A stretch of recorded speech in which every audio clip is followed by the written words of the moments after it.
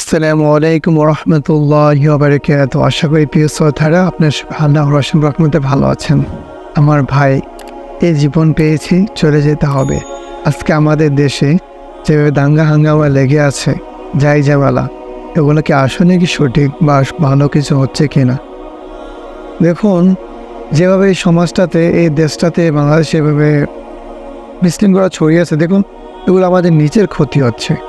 একজনের বাড়িতে আগুন লাগিয়ে দেওয়া, একজনকে হত্যা করা, আমাদেরকে কিন্তু সেটা কি দেখা যায় বিচার হওয়া চাই। অবশ্যই যারা অন্যায় করেছে তাদেরকে বিচার আওতায় এনে অবশ্যই বিচার হওয়া চাই। আর আমরা দেশের প্রেসিডেন্টে কাকে দিচ্ছি? যাকে যেটা দেওয়ার যোগ্যতা, আমরা তাকে সেটা না দিয়ে অন্য কাউকে বন মানুষকে আমরা কি চয়েস করেছি? আমরা নয়, তোমরা কিছু মানুষটা চয়েস করেছ। তবে দেখো, তোমরা ভুল করেছো।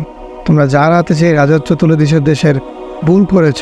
সময়ের সাথে বুঝতে হবে তোমরা কী মনে করেছ বারবার একজনকে তোমরা নিজেরা চুজ করে দিবা, আবার সে কিছু অন্যায় করবো, সে কিছু ভুল ডিসিশন নিব, তোমরা তার ব্যাপারে আবার আন্দোলন শুরু করবা। এগুলো কিন্তু ঠিক নয়। এরকম একবারে এটাই তোমরা করা উচিত ছিল খেলাফত, মানে ইসলামিক রাজত্ব দেওয়া ছিল। তোমরা বুঝতে পারছো?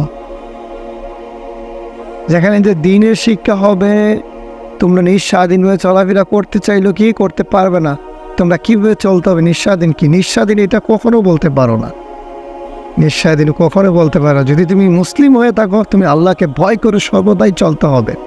আল্লাহকে ভয় করে আমরা সর্বদাই চলতে হবে ভাই। নিঃস্বাধীন কি বলতে চাইছো তোমরা?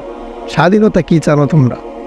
স্বাধীনতা তোমরা জানো না। যদি আল্লাহকে ভয় করতে হবে, রসুলকে মেনে চলতে হবে, কোরআনের প্রত্যেকটা আয়াত তোমাকে মেনে চলতে হবে, 5 ওয়াক্ত সালাত তোমাকে আদায় করতে হবে। কোনো বোন বুরকা ছাড়া বেপরোয়াভাবে কোনো রাস্তাঘাটে বেরোতে পারবে না। বুঝতে পারছো? তোমরা কিসের স্বাধীনতা চাচ্ছ? তোমরা আল্লাহর স্বাধীনতা চাচ্ছ না, তোমার দিনের স্বাধীনতা চাচ্ছ না, তোমরা নিজেদের চাকরির জন্য স্বাধীনতা চাচ্ছ। নিজে যখন যেটা মন চাবে সেটা করতে পারবে ঠিকই, কিন্তু তোমরা মৃত্যুর পর তোমরা হেরে যাবে ভাই। আমার কথাগুলোতে খুব কঠোর হতে পারে, কিন্তু ভাই কঠোর হলে এটাই সত্য, এটাই মেনতে হবে, এটাই মানা ছাড়া কোনো পথ নেই আমাদের। আমার ভাই, অনেকে বলে ঘন হুজুরে বলে থাকে দিন এত কঠোর করলে হবে না, যে ইসলামটা এত কঠোরভাবে হলে হবে না। সহজ করে কি তাদেরকে খারাপ রাস্তায় ঢেলে দিতে হবে নাকি? যেটা কঠোর সেখানে কঠোরভাবে বলতে হবে। ইসলামিক স্বাধীনতা কি?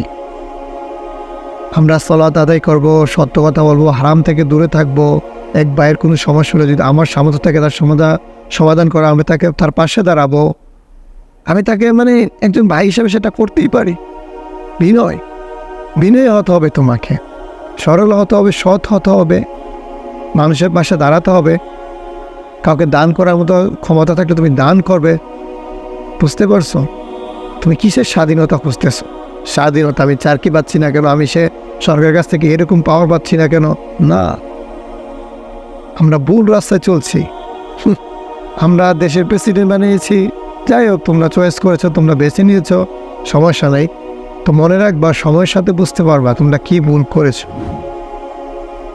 তোমরা মনে করছো কি তোমরা আন্দোলন করে যারা মারা গেছে তারা শহীদ, তারা এটা করেছে দেশের জন্য? না, তুমি তো ইসলামের জন্য লড়ো নাই, তুমি লড়ছো কি নিজের জন্য। তুমি কি নিজের দিন দেখা গেছে আমরা বাংলাদেশে ওই যাদের উপরে মাদ্রাসার ছাত্রদের উপর বা দিনের উপর আঘাত দিচ্ছে, তোমাকে নামাজ পড়তে দিচ্ছে না, তুমি তার জন্য যদি লড়াই করে মৃত্যু করবে তাহলে তোমাকে শহীদ বলা যেত। তুমি দেশের জন্য কী করেছো? তোমাদের নিজের ক্ষমতার জন্য, চাকরির জন্য, তার জন্য লড়াই করেছো তুমি। না, এটা হবে না, কখনো দিনও হবে না। তোমরা কি এরকম কিছু করেছো? লড়াই করার পর দিনের জন্য কিছু বলেছো যে আমাদের দিনের জন্য এটা করতে হবে, মেয়েরা বনটা করতে হবে? কোনো ছাত্ররা এটা তোমরা বলো নাই। তোমরা নিজেদের মতো নিজেদের স্বার্থের জন্য সব কিছু করেছো, আর বেছেও নিয়েছো কি একজন ঘুষখোরকে। সমস্যা নেই। তো ভালো থাকবে সবাই। আমার কথাগুলো যদি ভুল হয় সবাই ক্ষমা দৃষ্টিতে দেখবেন, কিন্তু আমি দিনের হক কথা বলে যাব, যেটা আমার দিন, অবশ্যই বলে যাব। সবাই ভালো থাকবেন। ইয়া রাব্বিল আলামিন।